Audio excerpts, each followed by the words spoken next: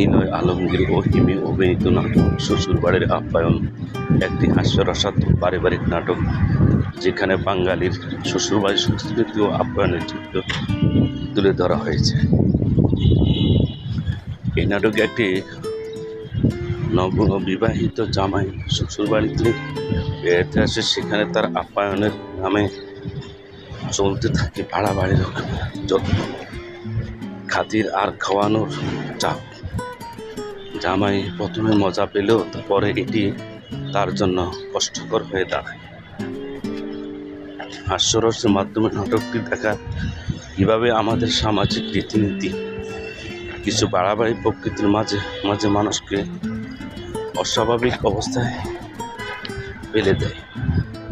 নাটকটি পারিবারিক সম্পর্ক, আপ্যায়নের বাড়াবাড়ি এবং বাস্তব জীবনের মজার পরিস্থিতিগুলোর একটি রসালো চিত্র তুলে ধরা হয়েছে।